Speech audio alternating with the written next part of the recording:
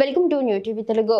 రాఖీ పండుగ నేపథ్యంలో తెలంగాణ రక్షణ సేన వ్యవస్థాపకురాలు కల్వకుంట్ల కవిత తన సోదరుడు BRS party working president KTR పై ఆసక్తికర వ్యాఖ్యలు చేశారు. తన సోదరుడికి రాఖీ కట్టే అవకాశం మరోసారి దక్కకపోవడంపై ఆమె తీవ్ర ఆవేదన, అసంతృప్తి వ్యక్తం చేశారు. ఆడబిడ్డగా తన ఆత్మగౌరవం దెబ్బతిన్నదని వ్యాఖ్యానించడం చర్చనీయాంశంగా మారింది. విలేకరుల సమావేశంలో మాట్లాడుతూ రాఖీ పండుగ ప్రస్తావన రాగా కవిత భావోద్వేగానికి గురయ్యారు.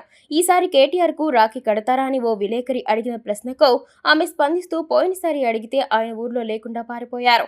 ఈసారి అడగకుండానే ఏకంగా విదేశాలకు వెళ్లిపోయారు. ఆడబిడ్డల మీద మాకు కూడా ఆత్మగౌరవం ఉంటుంది కదా, మా ఆత్మగౌరవం చాలా తీవ్రంగా దెబ్బతింది అని ఆవేదనతో అన్నారు. రాఖీ అంటే రక్త సంబంధమని, దాన్ని రాజకీయాలతో ముడిపెట్టకూడదని ఆమె హితవు పలికారు. రాఖీ విషయంలో తన అసంతృప్తిని వెళ్లగక్కడంతోనే కవిత ఆగలేదు.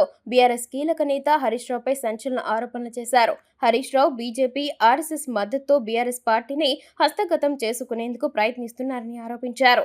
ఇందుకోసం మెదక్లో రహస్య సమావేశాలు కూడా నిర్వహించారని అన్నారు. నా సోదరుడు కేటీఆర్ చాలా అమాయకుడు, అందుకే నన్ను ఒక పథకం ప్రకారం పార్టీ నుంచి బయటకు పంపించారు అని కవిత ఆరోపించారు. పోయినసారి అడిగిన బ్రదర్ అప్పుడు పట్నంలో లేకుండా వారిపోయినరు, ఈసారి అడగకుండానే విదేశాలకు వెళ్ళిపోయినరు. ఈ ఆడబిడ్డలకు మాకు కూడా ఆత్మగౌరవం ఉంటుంది కదా, బాధ అవుతుంది కదా, ఏమో తెలియదు నాకు. మా ఆత్మగౌరవం మాత్రం చాలా బీభత్సంగా హట్ అయింది. మాకు కూడా రేషం ఉంటుంది, ఎన్నిసార్లు అడుగుతాం. Thank you. జై తెలంగాణ.